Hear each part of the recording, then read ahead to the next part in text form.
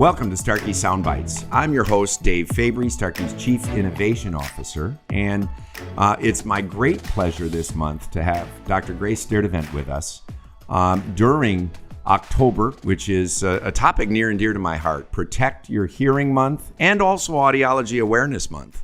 So in my case, long before I was interested in becoming an audiologist, I grew up wanting to be a veterinarian, but long before I ever even thought audiology was going to become my career, I was a drummer and I was a motorcyclist and I had a lawnmower business part-time, and I abused the heck out of my ears. And like many kids, you kind of thought that it was bulletproof. The hearing was bulletproof and took it for granted until, and I even remember playing on the cymbals until my ears rang, thinking that that was pretty cool.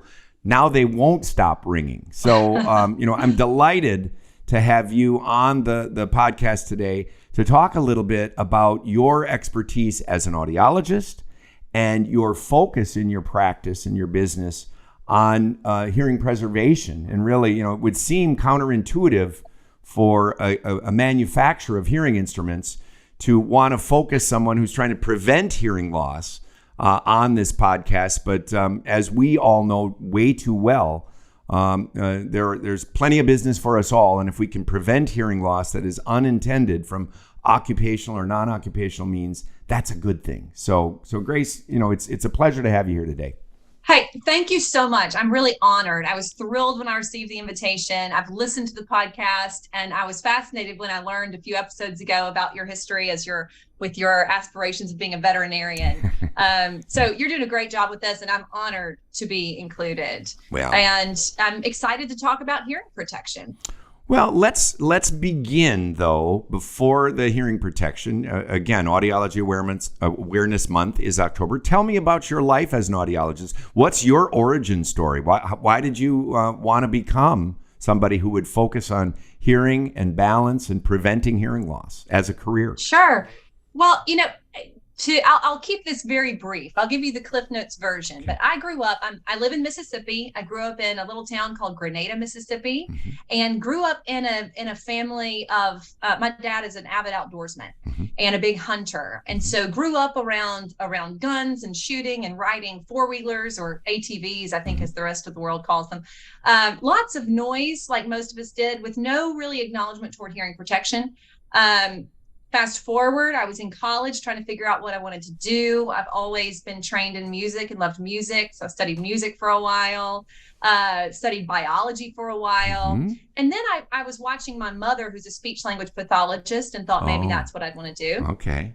And during those classes, I watched a documentary of a child receiving a cochlear implant. Yeah. And it clicked. Yeah. And I thought, this is what it's going to be for me, is helping people to hear and connect with the world through their ears. So went to Vanderbilt, got my doctorate, had plans on having a specialized practice for musicians in the music industry.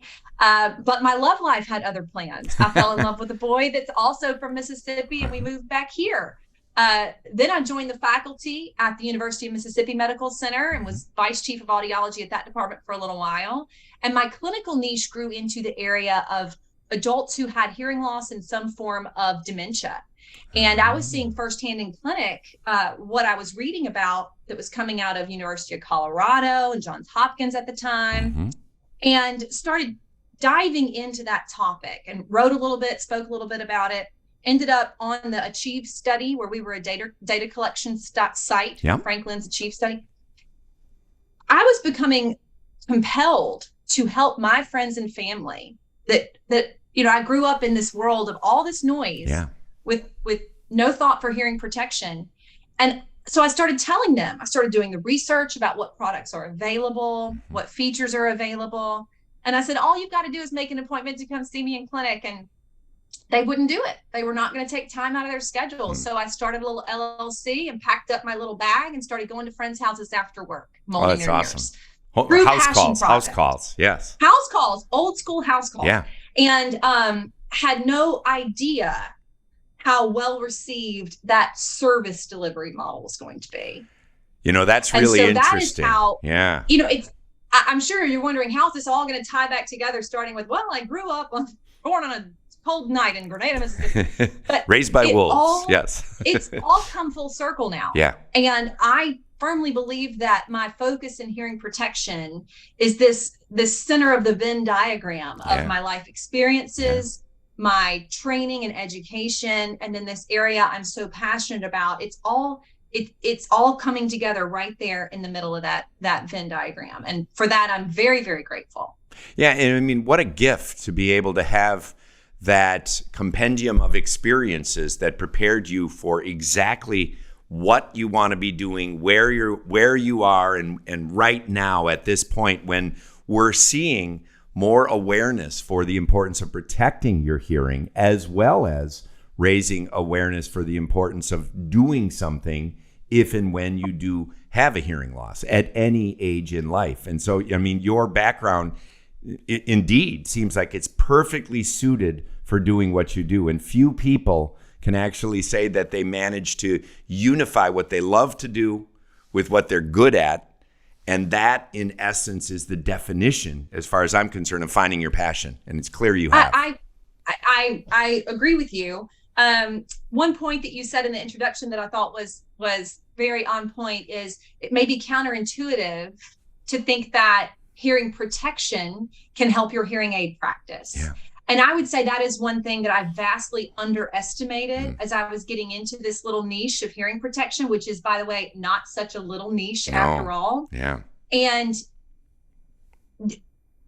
what's happening and what I'm seeing happen now on an international level is people are being funneled into these hearing aid clinics to get their ear mold impressions made for what they perceive as a consumer electronic product, not a medical device. And that's an important shift.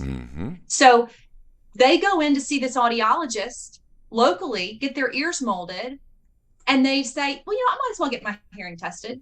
They're getting diagnosed earlier, right? And they're getting hearing aids earlier. What's the statistic? 7 to 10 years from the time you notice a hearing problem to when you do something about it. Yep. By focusing on hearing protection and angling it as a consumer electronic hearing enhancement and protection product line that is just a cool gadget, another essential piece of gear in your kit, whether you're a musician or a hunter or whatever. That shift in perspective is getting people in the doors of good hearing aid clinics and getting them diagnosed and treated far earlier. It will change that statistic. Well, it's a qualified lead. It's a lead generation mechanism to get those patients, potential patients, in younger, under the guise of indeed preventing hearing loss. But it's very likely, like me, they've already had some damage done before there's still a gap from the moment that they were exposed through occupational or non-occupational noise, and they were alerted to the need to protect their hearing. And so that is, I couldn't agree more with you about the fact that this really fills out your entire scope of practice, beginning with awareness of hearing loss and with an effort to then shorten that time between acknowledgement that they have a hearing loss and acceptance that they need to do something about it. And and it's almost like I'll have my okay boomer moment for the day. There was this commercial that I had when I was growing up where it was Palmolive liquid, where two people, one woman's getting her nails done, the other woman's doing it, and they're talking about dishwashing liquid, which is ridiculous. Two women, of course, that's what they're going to want to talk about in the beauty parlor. Right. But the one woman is talking about how mild it is on her hands, and the other one who's soaking, getting her nails done, says, oh, I'll have to try it. And she said, well, you're already soaking in it. And with regards to hearing protection and a device that can now provide multiple functions, and we're going to dive into that in a moment, you can already be soaking in it and diffusing that stigma with the use and the words hearing aids by talking about devices that are designed to prevent hearing loss. But then they may say, I really like that I get a little bit of boost when I'm using these and they're helping me hear better. Then you can, say, well, let's do a diagnostic exam and proceed on that part of the journey.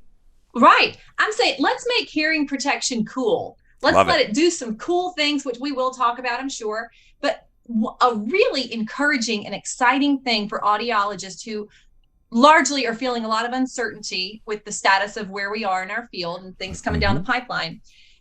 I am seeing that when the people that are in their 40s, 50s, and they're noticing some loss and they want to stabilize that hearing where it is using protection, they may already have some hearing loss, but they are very adamant that their children be protected, whether they're in a marching band, whether they're in music lessons, or the number of young shooters that are getting into 4-H and getting into clay shooting and hunting. People are much more quick, less hesitant to invest in quality protection for their kids that their kids will actually use.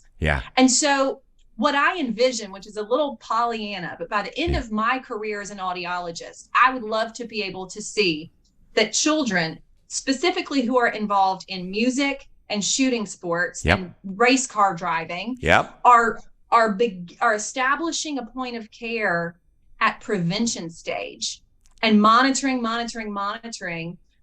still counseling people. We can't guarantee that when you're shooting a 180 decibel rifle that you're not going to get hearing protection just by occluding your ear canals. No, but we can give people the most realistic tools, continue doing what they enjoy, and then monitor very closely so that we're on top of it. You're putting it top of mind, and they're getting into that funnel earlier. That's right. You know, and with your background, undergraduate background with speech and language pathology, that inextricable bond between speech and hearing and language development, and for some of those kids who might be exposed at a young age and not already. I mean, and we'll talk a little bit about the what we're seeing is that increase in noise-induced hearing loss in children, even teens in this country. I love your vision. So now let's go into when you started doing this. What was the first catalyst? You kind of alluded to that earlier, but you sort of said it really started as an extension of your friends and your environment, and then making these house calls because they were resistant to coming into a clinic or facility, which I think is in itself an interesting comment. But was that the catalyst then when you realized this is something that I can really add to my scope of practice that will help in meaningful ways? I started out thinking that the service delivery's got to be different, because it's unrealistic to think that people are going to flock to our clinic doors for these services, because it's hard enough to get them to flock when they're debilitated by a hearing loss. When they're not affected by a hearing loss, they're not coming. So you've got to go to where they are. And so this is how I think hearing aid practices could best market themselves, with clinical outreach outside the walls of their clinic. And instead of when they're doing outreach, I see it as far better recepted by the community when they are communicating protection, instead of just sending out flyers that, we have great prices on hearing aids or a BOGO special right now. That's not getting people's attention. But when you come at it as a hearing expert with education about hearing and healthy hearing and hearing health care, changing that language, shifting the semantics of it, quite honestly, that's what reaches people. So I knew this was going to be a way for me to recruit people into our hearing aid clinic. What was the catalyst was when I grew up in a hunting family, but not a clay shooting family. And clay shooting is a whole world and culture of itself. It's a huge industry. And there's a clay shooting facility here in my backyard, basically, where we host some regional events. There was a big regional shoot where people were there from all over the country. And somebody said, you know what, Grace, you should go set up as a vendor out there and just see what happens. So I set up a tent. And when I tell you, when people heard that an actual doctor of audiology was there talking to people about their hearing and educating people, oh, and by the way, she'll also mold you for some good products. In that order, that priority is very important. People were lined up. I came home blissfully exhausted with boxes of ear mold impressions. And I thought, oh my word, this is incredible. Well, what did those people do? They went back to where they live in their home clubs, and they started telling people, and I started getting requests from all over the country. And so the next couple of years were spent, I have traveled a lot to fit groups, to set up at shooting events. And I had no idea how well received it was going to be. And just educating people. And then when you're operating from that point of, I truly care about your hearing, and this is a passion for me, the sales come. The sales just come. Yep. And because I've been purely focused on protection with this practice, I am making referrals left and right every day to other practices to focus on hearing aids, because I had no idea that hearing protection was going to be such an untapped market, that it was going to take not only my full time, but now our whole team of people that have been hired, their full time, just managing protection and then getting people referred to quality clinics for the hearing aid part. Wow. And people have asked, well, Grace, you could be making a fortune in hearing aids, but with the way this business has positioned itself, I personally think that everyone needs a local point of care for the hearing aid portion. Agree. I can do lots of great telehealth type follow-ups on protection. We can troubleshoot. I can even check fit visually. Sure. But for hearing, I did hearing aids long enough in clinic. That is a personal relationship. Yep. And so I'm committed to, sure, it's sacrificing that whole vertical as a business person. But if I'm really in this for the good of the patient, I am going to vet all the clinics in that area. And I'm going to say, this is where I would send my sister or my dad in your town. That's fantastic. And then we send them there, and then they've got their local point of care for the hearing aids. And then we continue follow up with people to make sure that they have all the protection they need. Wow, that is awesome. So, you broke one of the barriers, I think, in terms of one of the things that I've seen in my background as an audiologist, and I worked about 15 years at Mayo Clinic in Rochester, Minnesota. I learned a lot about the business of dispensing hearing aids. I had great mentors in Daryl Rose and Wayne Olson and Chris Bauk and Martin Robinette. But I learned a lot about the business of dispensing hearing aids from Bud Freeman. And he was a dispenser who had an affiliation with Mayo, but wasn't a Mayo employee. But he would have frequent he would go to events and he would go to senior centers. And now it was a hearing aid practice, but what it taught me was just what you articulated at the beginning of this, that so many times for people, they don't want to go into a clinic for this type of a process. But if you come to them, they'll wait in line. If you build it, they will come. They said, in Shoeless Joe, and you have built this practice that now can keep you and all of the people in your practice busy full time without, now a lot of people doing hearing aids may wish, but that they're always worried about the threats of different things. But this, to me, is a prime example of the way that you can serve the needs of the patient, go meet the patient where they are, and provide a service that could prevent hearing loss before it occurs. So when you go to these events, let's go back to the one with the clay shooting. So when you're making impressions and they're automatically going to come in, will you ever make impressions for somebody and refer them elsewhere at something like that if there is? Oh, absolutely. Absolutely. And honestly, I firmly believe that if you continue doing the next right thing, success will follow. Yeah. I've had people who have custom hearing protection and they need to get remolded. They didn't buy it from me, but they'll come up and they'll say, the company told me I just need to send them new ear mold impressions. And I say, sure, I'll do that for you. And then do you establish a charge for that? A lot of practitioners are going to say, well, how do you make money off of this? And you can say, follow your passion and the rest will fall into play. But for someone coming into this, there's got to be a margin. There's got to be a margin. So how do you structure that to the degree that you're comfortable talking about it?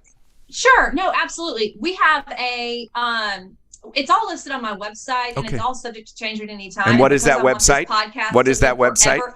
OtoProTechnologies.com, OtoPro. OTOPRO Technologies.com. Great. And because it does change from time to time. Sure. But we have not only the margin built into the product sale, but we also charge a professional services fee in addition to the shipping. Great. And so depending on the situation, sometimes I'll be set up at a charity event, for example.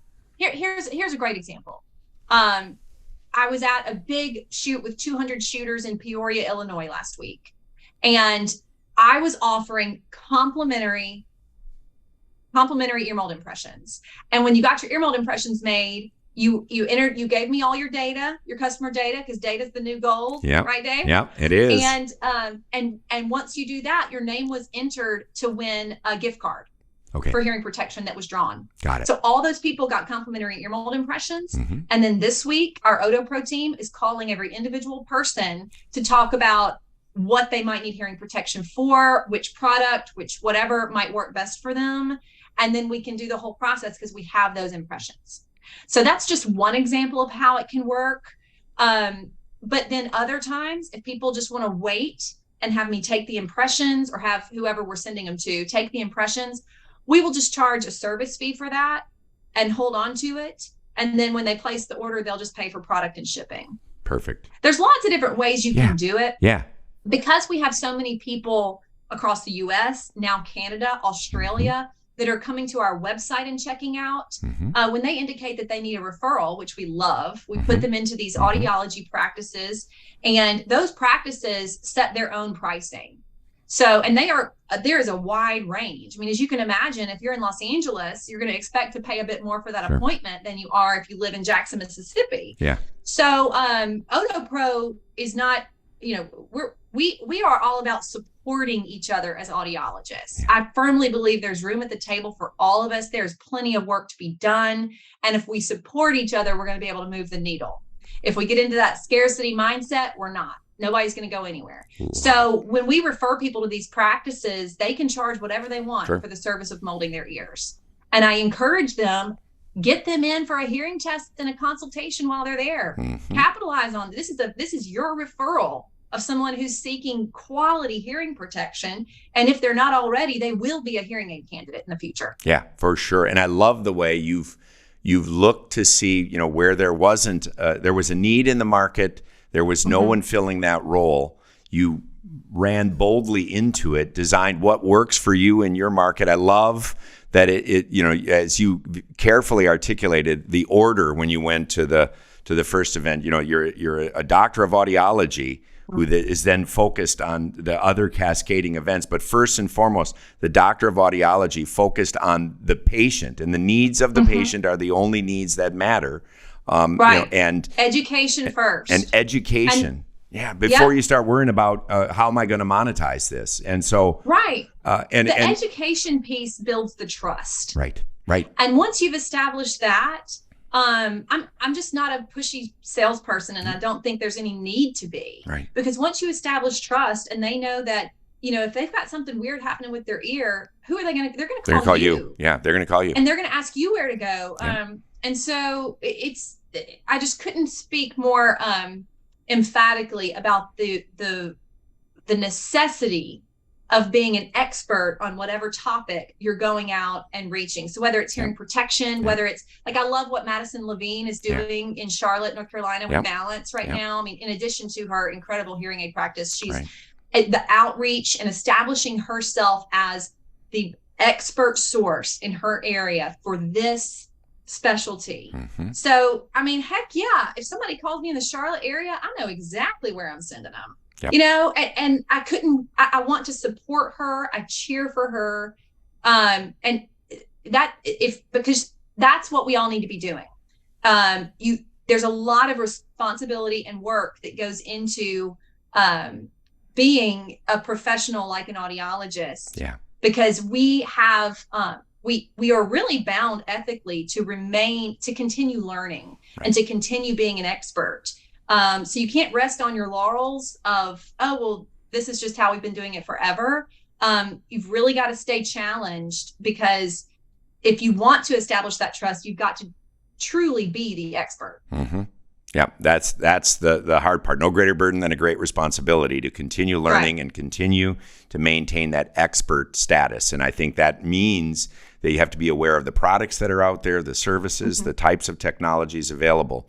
What percentage would you say, you've highlighted the ear mold impression part of this process several times. What percentage of the form factors are custom versus stock, sort of the triple flange or something like that? And how do you differentiate that beyond just the price point? Until June. So OtoPro was started in fall of 2018, didn't really get ramped up until later on in 2020, honestly, when the Phantom came out. Thanks for that.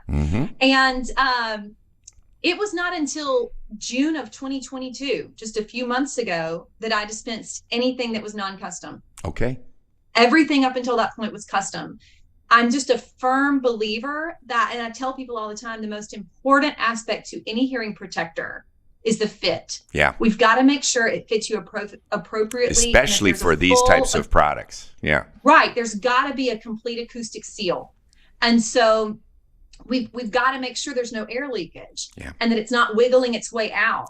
Up until June, if we couldn't do custom, I was meticulously teaching people how to wear foam earplugs correctly. Which is an art. Hard. And not many ears can do it. Right. Because they just don't stay put, and then you're just setting yourself up for damage. So I had some exposure with a guy named Steven Ranella. Okay. He's out of Bozeman, Montana. Okay. He's an ultimate outdoorsman. He has the Meat Eater show on Netflix, cult following, podcast, books, the whole thing. And when I was introduced to him and his team, we spent a long time talking. And he said, you know, if we're going to have you on the podcast, this was something that I would say has been a realization of mine I wish I had done sooner. He said, you know, if we're going to have you on the podcast, so much of our listenership is just never going to pay more than $100 for a set of earplugs. It's not in the cards for them. Right. You know, these are people that are out hunting public land. You know, it's not, you know, you've got to have something that's more accessible financially for people. And so that's when I started doing a triple flanged filtered product. Yeah. And I'm so thankful that I did for a couple of reasons. I'm still educating people that if you start with that non-custom product, let's make sure you're in the appropriate ear tip size. We have 4 different sizes to choose from. And then when the time is right, we are still encouraging you to get the custom piece built. Right. And so what we're doing is we're doing the non-custom product. And then at any time, people can go to the website and just purchase the custom sleeve and move that high-end filter from the non-custom to the custom so that it's an upgrade. And then all in, they've only paid as much as what they would have if they had done the custom version to begin with. Again, so a great way to get them in and get them thinking about it and then migrate into that higher end. Exactly. What I didn't consider about that is that now that we have that, when I go set up at a shoot, that's something that people can purchase and wear that day and wear for the next 2-3 weeks while they're waiting on their custom product. Good idea. And then they haven't spent in total any more than what they would have if they just went on that high end. You get them in early, get them hooked on the product. Precisely. And so that's something I'm really thankful to. I mean, not only was the Meat Eater exposure just incredible for the building awareness about hearing protection, but that bringing that product into the marketplace has been a fantastic tool that has allowed us to reach significantly more people. Well, I love that you've got those different solutions for different budgets, for different needs. But also I love your commitment to making ear mold impressions and making them properly. Yeah. I mean, I think an entire generation of audiologists with the ease of fitting of ricks with a dome tip have forgotten the art and science of making effective ear mold impressions. And particularly for what you're doing, that is critical. You'd also be surprised. This was a shock to me, especially in the clay shooting world. There are, and this may come as a shock to some people, the audiologists listening to this podcast. There are people who set up as vendors at these events, and they've never, ever been taught anything about the ear. And they are shooting impression material into people's ears without looking in the ear first. Oh, goodness. Yeah. They're just jamming impression material in it. Can you imagine? No. And it's terrifying. And it's terrifying. I was at the Greater Houston Sports Club a couple months ago, and there was a guy who said, "Oh, I've had so-and-so mold my ears so many times." And, he also sells like shooting glasses and all these accessories. And, oh, by the way, I'll shoot some goo in your ears and we'll make some custom plugs. And so I said, well, how about you give me a shot at this? Let's see. Yeah. And I look in his ears. He was so impacted with wax. Oh. And I had him set up with drops, and he went. I sent him to go lie down on each side like this with drops setting up, both sides. And then I'm trying to scoop it out with my curette, and I'm like, look, I'm so sorry, but this is going to be a little bit of a process for you.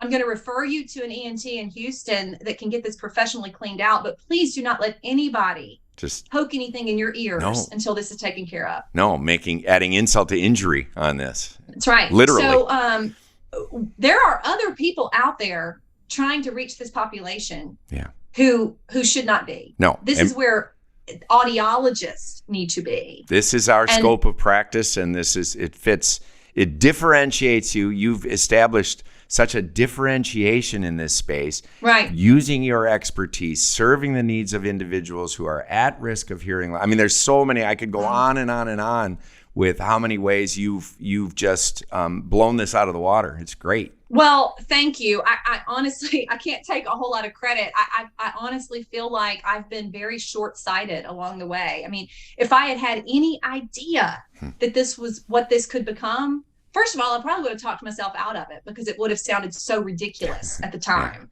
But it's truly been, I mean, like I say, it's not that I had some genius vision back in 2018. It's just been a continual process of these baby steps and then pivoting toward what works. And there we go. That's it. I mean, I'm at the point now where finally I'm a believer enough in my own business where there's strategy that's happening and there's lots of growth that's more strategic at this point. But it took me a long time, even myself, to believe that this could boom the way it is. Wow. And there's plenty, and I don't say this to tout my own business. I say this to encourage audiologists and practice owners that there is room at the table. There is work to be done. And from a consumer protection standpoint, for those examples I just gave, I mean, this is our responsibility.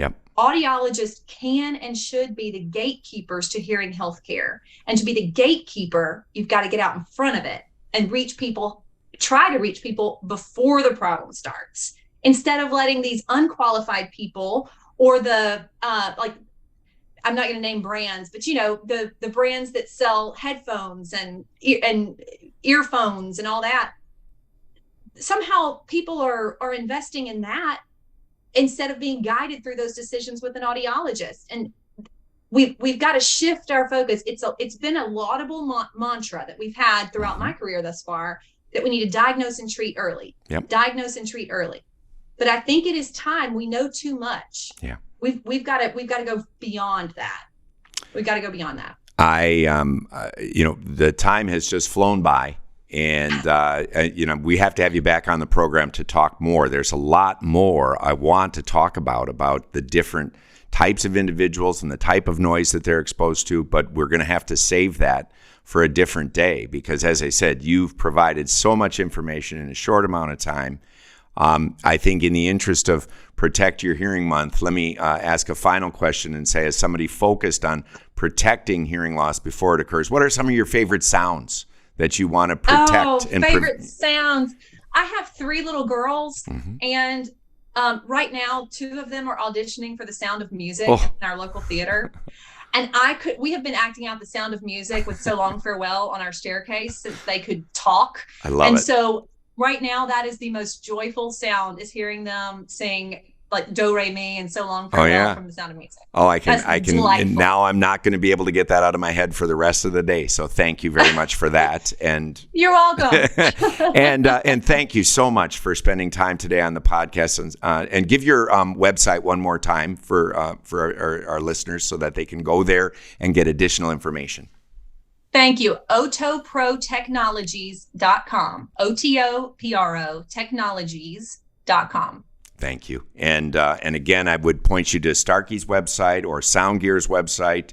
We'll like I said, I definitely want to get you back on the podcast to talk more about some of the technology that we didn't have time for today. But thank you for the wealth of information, and I applaud you for your passion and in driving after your passion. And it's so great to have seen you and spent the time with you here today. If you enjoyed this podcast on Sound Bites, please like us on your favorite platform.